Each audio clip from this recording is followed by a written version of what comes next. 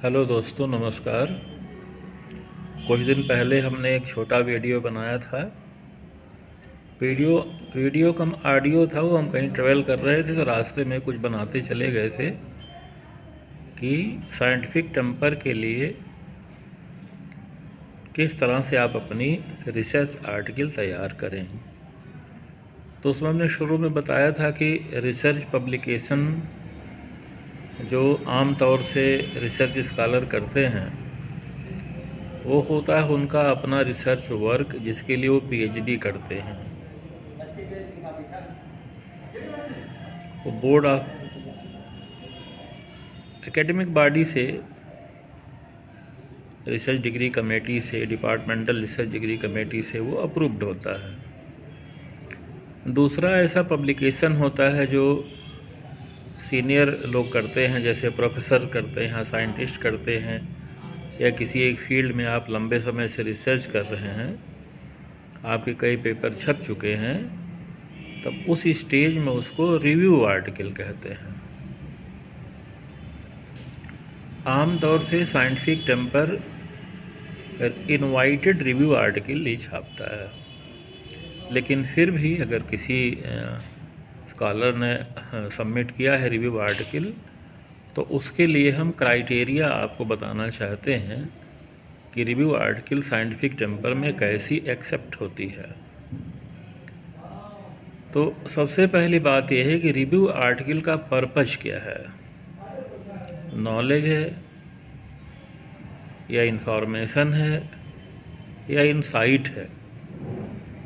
आप review article लिखते समय इन चीज़ों को ध्यान रखिए कि आप जो रिव्यू आर्टिकल लिख रहे हैं उसको जब कोई ऑथर पढ़ेगा तो उसको नॉलेज मिलेगा केवल, या केवल इन्फॉर्मेशन मिलेगा, या कि उसको पढ़ करके उसे कोई दृष्टिकोण मिलेगा, इनसाइट मिलेगी, उसके अंदर कोई विजडम डेवलप होगा।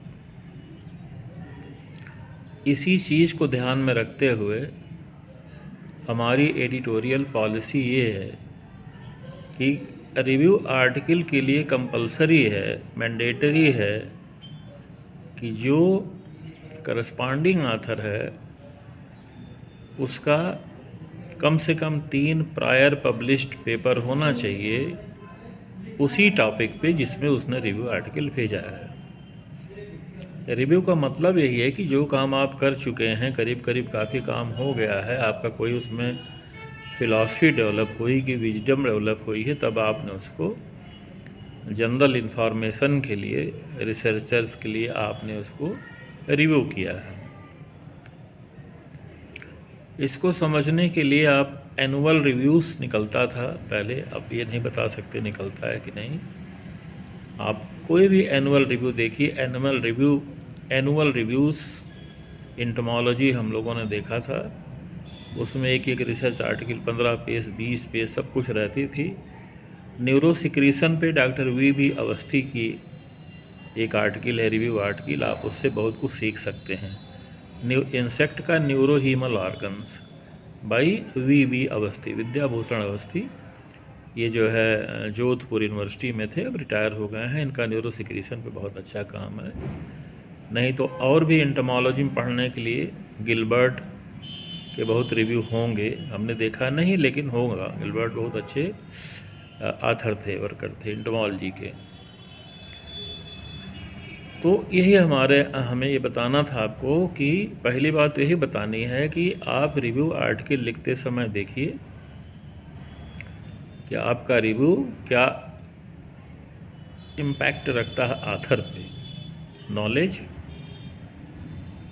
या इंफॉर्मेशन या इनसाइट, विजडम, मतलब कोई थॉट डेवलप हो ऑथर को, आपका फ़िलॉसफी जो हो उस काम की, ऑथर की, वो रीडर तक जाए।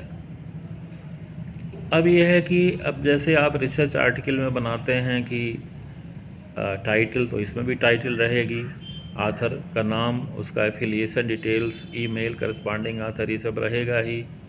उसके बाद इसमें भी आप एब्स्ट्रैक्ट बनाएंगे, कीवर्ड्स लिखेंगे। रिसर्च पेपर के लिए मैंडेटरी है कि उसमें आप मटेरियल मेथड्स दीजिए, ऑब्जर्वेशंस दीजिए, डिस्कशंस दीजिए, कंक्लूजन्स दीजिए, ठीक है। लेकिन इस रिव्यू आर्टिकल में आप उसको समराइज करके अपने हिसाब से दे सकते हैं। इंट्रोडक्शन दीजिए, फिर जैसे बॉडी में आप क्या क्या रखते हैं उसको रखिए कई पॉइंट्स में, फिर कंक्लूजन दीजिए।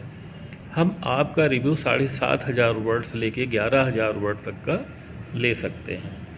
आप कम से कम 8 फोटोग्राफ दीजिए। रेफरेंसेज आप लेटेस्ट 20 बरस से पुराना मत दीजिए, 10 बरस से इधर का तो और अच्छा है उसी टॉपिक पे। और रिलेवेंट चीज़ें लिखिए, अननेसेसरी बहुत शुरुआत की इंट्रोडक्टरी चीज़ें मत लिखिए जिससे रीडर का टाइम ना वेस्ट हो, रीडर को पढ़ते समय लगे कि आपने जो लिखा है उसके मतलब का है। हमारा रेफरेंस पैटर्न जैसे आपको बताया गया है कि रिसर्च आर्टिकल के लिए APA फॉर्मेट है, अमेरिकन साइकोलॉजिकल एसोसिएशन पैटर्न का, उसी तरह से रिव्यू आर्टिकल में भी हम लोग APA फॉर्मेट ही लेंगे। इन टेक्स्ट साइटेशन के लिए आप 1 2 3 4 ना लिखें, जहां आपको कोई साइटेशन देना वहां आप ऑथर का सरनेम लिखिए, कामा लगाइए, उसके बाद ईयर ऑफ पब्लिकेशन लिखिए और ब्रैकेट क्लोज करिए। और रेफरेंस सेक्शन में अंत में आप सब अल्फ़ाबेटिकल ऑर्डर में दे दीजिए। इस तरह से आप रिव्यू आर्टिकल लिख करके भेजेंगे तो साइंटिफिक टेम्पर उसको ज़रूर एक्सेप्ट करेगा। Thank you very much.